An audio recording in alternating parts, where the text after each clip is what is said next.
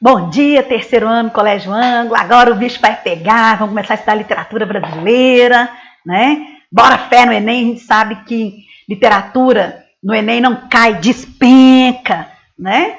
Então a gente espera que esse olhar, nós tivemos as últimas 3 semanas, nós falamos de elementos importantes para o entendimento da literatura, falamos de gêneros literários, falamos de figuras de linguagem, fizemos um passeio muito importante, artístico, literário, sobre a literatura europeia da língua portuguesa. Nós falamos de trovadorismo, de humanismo, de classicismo, renascimento cultural, né?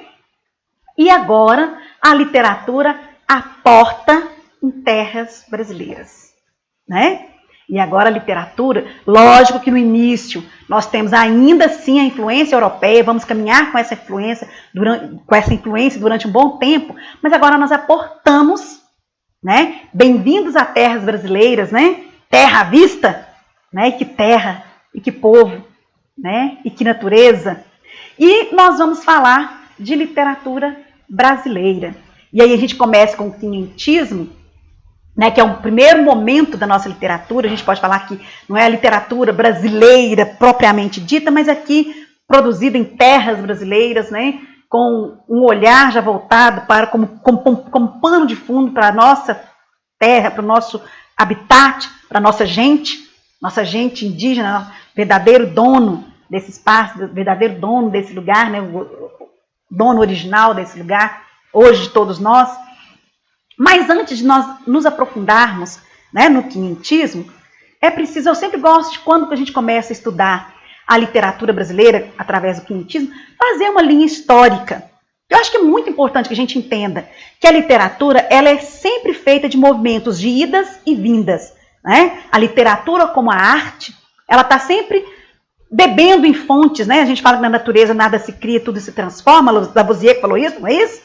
E é verdade. Literatura também, por isso que a arte ela é tão intertextual, né? Por isso que quando a gente estuda intertextualidade, é um viés importante, é um viés legal da gente pensar, né? Que a arte ela bebe a literatura, as artes plásticas, a arquitetura, a música, ela bebe em várias fontes, né? E ora, às vezes a gente tem uma tendência mais teocêntrica, ora uma tendência mais antropocêntrica, vezes a gente tem uma tendência mais objetiva, vezes nós temos uma tendência mais subjetiva. Então, a literatura ela vai nesse viés de caminhando com a história. A gente sabe que literatura é arte, mas nós somos o homem inseridos num contexto. Nós não somos um homem isolado, estanque. Peguei aqui literatura, pronto e basta. Não. A literatura ela está inserida. É o homem dizendo de si, é o homem dizendo da sua essência. Então, a arte, a literatura é a representação do homem dentro de um contexto, embora às vezes ele queira abandonar a realidade, mas até essa fuga da realidade que é representada às vezes na literatura, esse escapismo, é um dizer de como que ele está vivendo naquele momento. Está tão pesado, está tão difícil que eu quero fugir da realidade, ou às vezes eu estou muito crente, muito fiel aos meus princípios, eu quero dizer, eu quero ter uma literatura, às vezes que é uma literatura combativa, às vezes é uma literatura crítica, às vezes é uma literatura de dizer da realidade. Então, a literatura é o homem na sua essência, é o homem no seu contexto, é o homem nas suas relações consigo mesmo, às vezes, né, muito subjetivo, ou com os outros.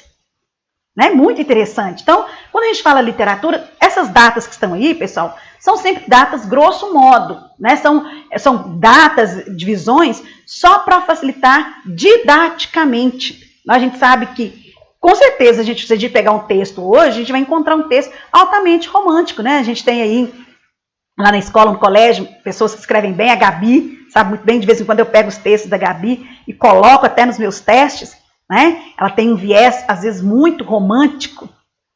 Né, Gabi? Você sabe bem disso? Textos. Então, ela produz hoje, ela é contemporânea, ela nem é moderna, ela é contemporânea, ela é uma escritora, né? A Gabi Azevedo é uma escritora contemporânea, mas ela tem no seu texto elementos próprios do romantismo. Assim como às vezes eu tenho textos que têm elementos próprios do barroco, embora sejam contemporâneos. Perceberam? Então, quando a gente fala de literatura do Brasil, ela surge aí com o nosso achamento, vamos dizer assim. Alguns falam achamento, outros descobrimento, outros falam tomada de posse, Então, aí, cada um entenda da sua vertente, né? Não vou fazer aqui uma discussão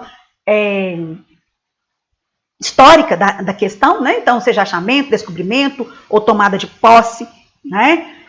De terras que já haviam sido divididas, né? Nós temos um viés histórico interessante sobre isso, dá pano para manga. Então, aporta-se no Brasil, em 1500, né? Uma tripulação portuguesa. E aí nós temos o quinhentismo. Depois nós caminhamos um pouco mais, vamos para o barroco, a arte do conflito, concorda? Aí o quinhentismo é a arte muito histórica, muito ligada ao documento histórico, enquanto o barroco é a arte do contraste, do conflito, o homem em conflito com ele mesmo, né? O arcadismo já é mais racional, né? Mais bucólico, o olhar, o viés do pastor. Aí vem o romantismo, né? Influenciado por Lord Byron, influenciado pelos ideais libertários, né? Aí caminha mais um pouco, aí vem o realismo, o naturalismo. Então, enquanto o romântico está ali no escapismo, na fuga, vem o realismo, naturalismo, plantando pé na realidade, né? Aí depois nós temos o simbolismo, o pré-modernismo, que para alguns não é considerado escola literária, mas né? Ela tem de certa forma, ela traz uma antecipação do romantismo, mas ela tem características próprias, por isso entendida e estudada como escola literária. E depois, na semana de 1922, o grande boom, né, da literatura. Vamos fazer uma literatura com a nossa cara, com o nosso jeito, né, com as nossas características. Vamos pegar o que é do estrangeiro, mas vamos deglutir, vamos criar, né, um movimento antropofágico, criar algo que é nosso, próprio. E aí é interessante que seja no quinhentismo, no barroco, no arcadismo, no modernismo, que a gente sempre tem que pensar no estudo, na linha histórica, no estudo histórico da literatura brasileira.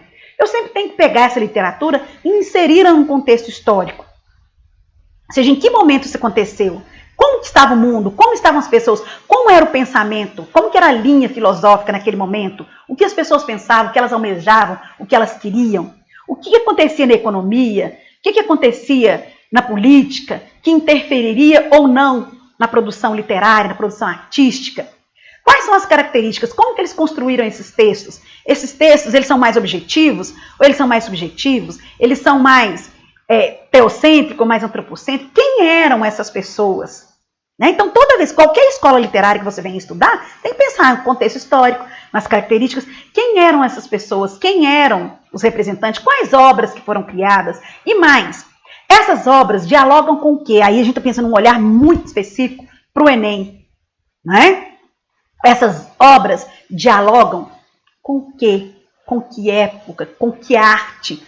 Né? Ou com que área do conhecimento? Então, sempre pensar no diálogo dessas literaturas aí, nessas literaturas, porque às vezes pode aparecer um texto de literatura lá na prova de filosofia, de sociologia, de geografia, de história. Por quê? Porque a prova do Enem é uma prova intertextual e contextual. Tá? Isso a gente não pode perder hora nenhuma.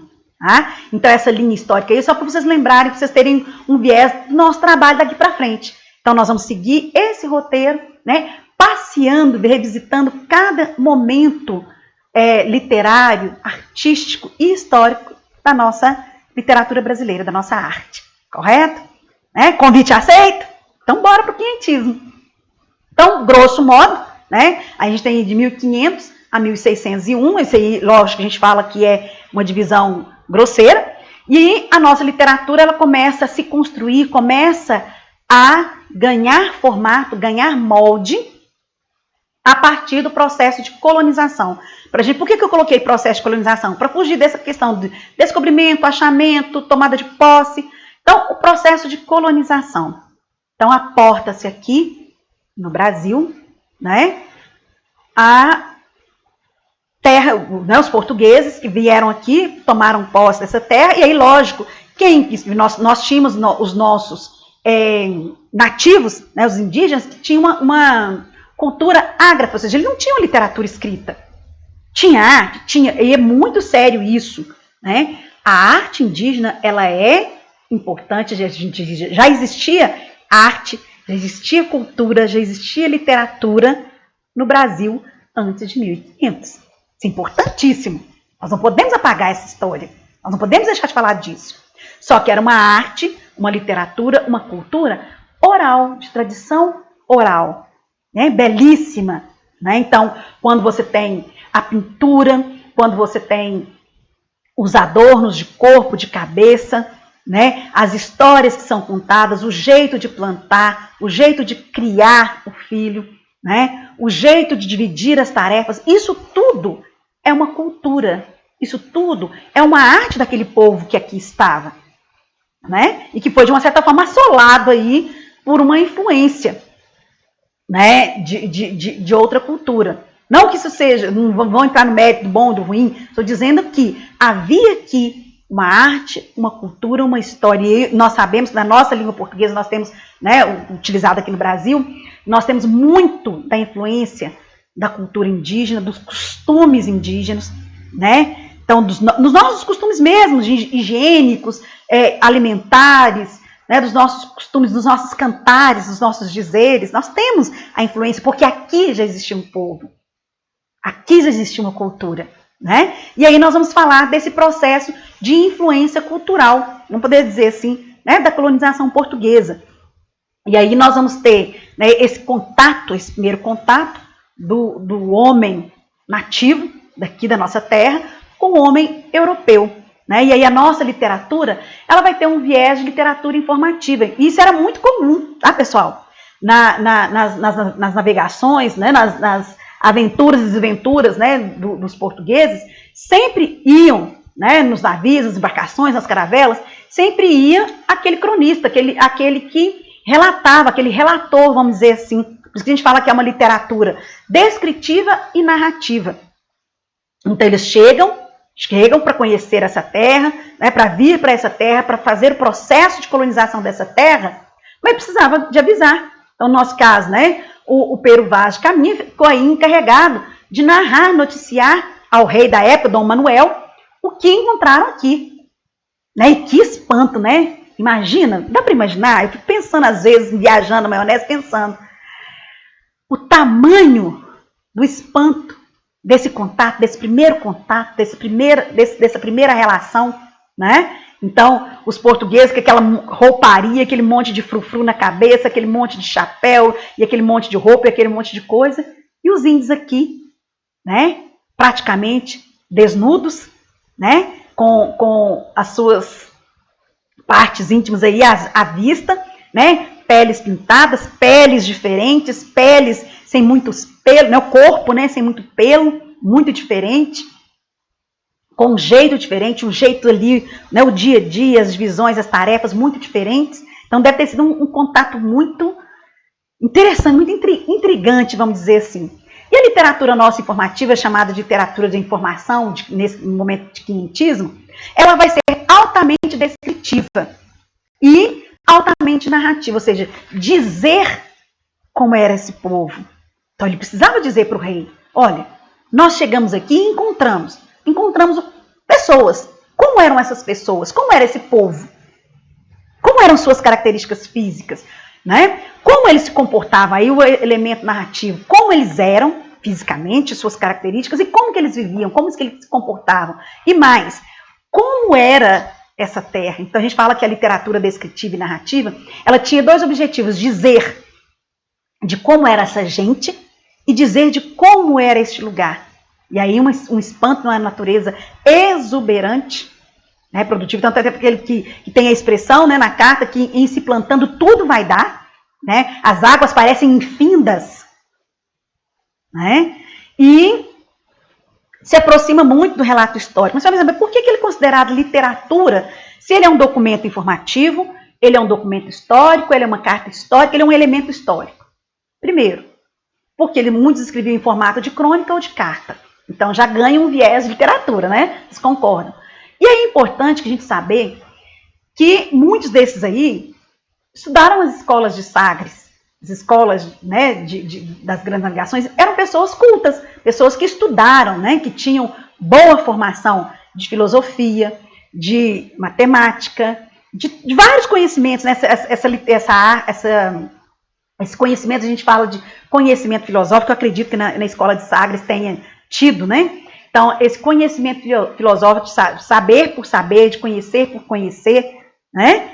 Então, pessoas que tinham conhecimento. Então, na hora de escrever, escreviam através de crônicas, de cartas. Então, é por isso que a gente fala que, ao mesmo tempo que essas crônicas dos viajantes, essas cartas, elas têm valor histórico, a gente sabe que é documento, mas é também pela forma de escrever, pela qualidade textual, também texto literário, né? Então a gente chama de literatura de informação ou crônica dos viajantes, né? E aí a obra mais famosa que nós temos é a Carta do Descobrimento de Pero, viu? Teve uma vez que me falou comigo, é Pedro, não, é Pero Vaz de Caminha.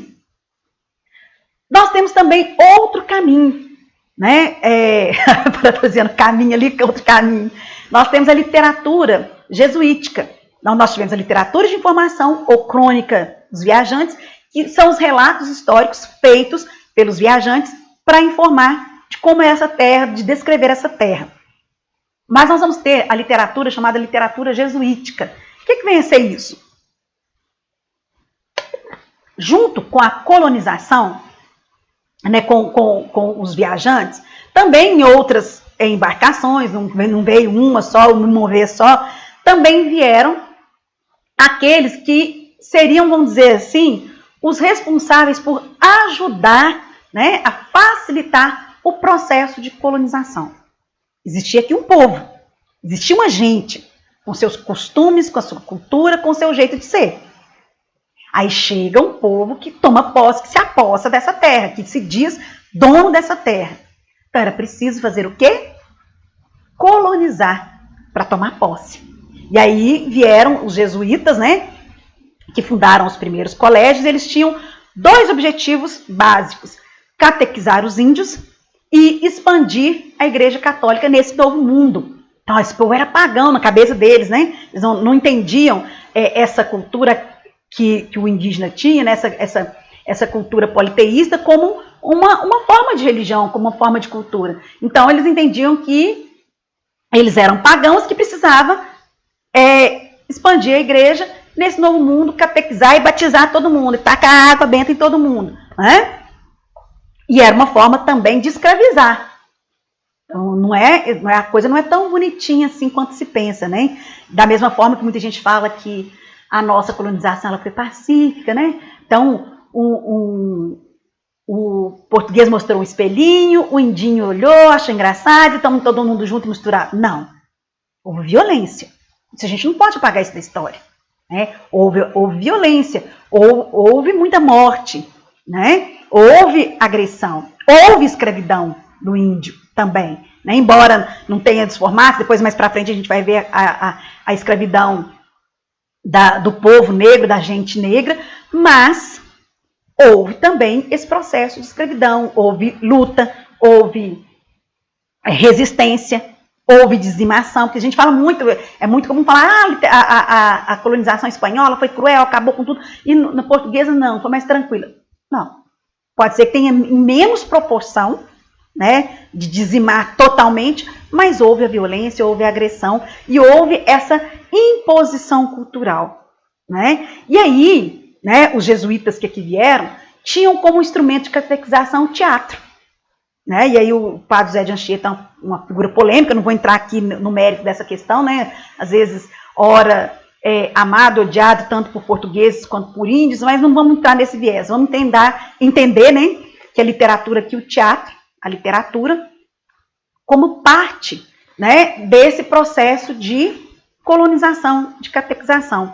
E aí, lógico que a gente sabe que a gente tem o padre Vieira, ele tem um papel importante, né, não só pelos teatros, né, da literatura jesuítica, mas também pelas cartas, poemas e autos que ele escreveu, e também porque ele trouxe uma contribuição interessante para nós, né, porque ele foi o primeiro a sistematizar uma gramática que guardasse a memória aí da língua indígena, correto? Temos um outro nome aí também, Manuel da Nóbrega, que também é importante nessa literatura. E aí eu deixei aqui para vocês um trecho da carta de Pero Vaz, não vou ler, né? É só mesmo para vocês terem a oportunidade de ler e verificar aí, né, a qualidade textual, o jeito, né, de dizer, de conduzir, que nos faz entender que isso realmente é literatura. E o praticante tem aí um caiu no Enem, né, a carta de Pero Vaz, né, tem uma questão no Enem de 2013, caiu literatura quinhentismo, e ele caiu não só em 2013, em outras épocas e também em outros conteúdos, em filosofia, sociologia, em história, tá ok?